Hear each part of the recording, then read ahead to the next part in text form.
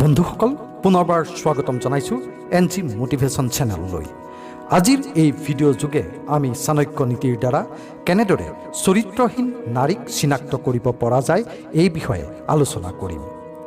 হিন্দু ধৰ্মত মহিলাসকলক দেৱীৰ আসন দিয়া হৈছে।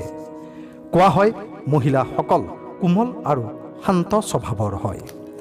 তেওঁলোকৰ সহনশীলতা পুৰুষতকৈ বহু বেছি হয়। বহুতে ক'ব বিচাৰে মহিলাসকলৰ স্বভাৱ আৰু মগজু বুজি পোৱা বহু কঠিন। প্ৰতিজন পুৰুষে বিচাৰে তেওঁ যেন এগৰাকী গুণী আৰু চৰিত্ৰৱান পত্নী লাভ কৰে। কিন্তু আজিৰ সময়ত চৰিত্ৰৱান ছোৱালী পোৱাটো বহু কঠিন হৈ পৰিছে। আজি আপোনালোকক চাণক্য নীতিৰ দ্বাৰা এগৰাকী নাৰী চৰিত্ৰৱান নে চৰিত্ৰহীন হয় তাক কেনেদৰে জানিব পাৰি তেনে কিছু সংকেতৰ বিষয়ে কম। ভাৰতৰ প্ৰসিদ্ধ গ্ৰন্থ চাণক্য নীতিত এনেকুৱা কিছুমান কথা কৈ যোৱা হৈছে যাৰ সহায়ত এগৰাকী নাৰীৰ চেহেৰা তথা শাৰীৰিক লক্ষণৰ দ্বাৰা সেই মহিলাগৰাকী চৰিত্ৰৱান নে চৰিত্ৰহীন এই কথা বুজিব পৰা যায়।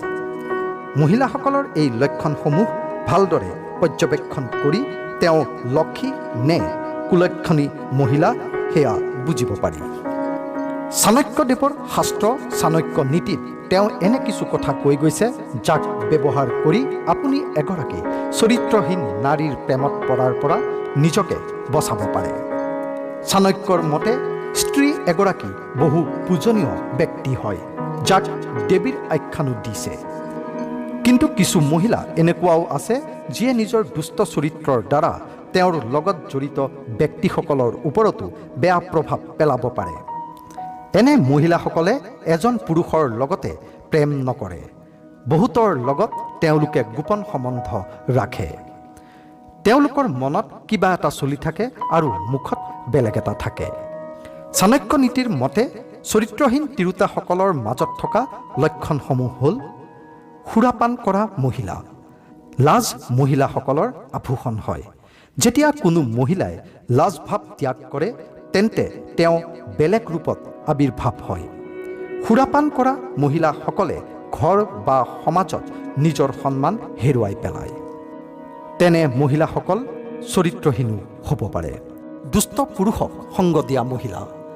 দুষ্ট পুৰুষক সংগ দিয়া মহিলাসকলৰ পতন বহু সোনকালে হয়।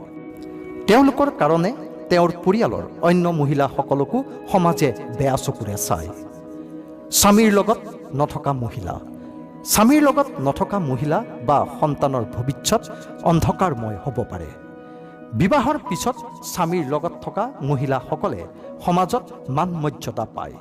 কিন্তু স্বামীৰ লগত নথকা মহিলাসকল চৰিত্ৰহীনো হ'ব পাৰে। য'তে ত'তে ঘূৰি ফুৰা মহিলা। কোনো কাম নথকাকৈ যিসকল মহিলাই য'তে ত'তে ঘূৰি ফুৰে সেইসকল মহিলা চৰিত্ৰহীন হোৱাৰ প্ৰবল সম্ভাৱনা থাকে। যদি কোনো বিবাহিতা মহিলাই এনে কৰে তেন্তে তেওঁ পিতৃ তথা শহুৰ পৰিয়াললৈ বদনাম কঢ়িয়াই আনিব পাৰে।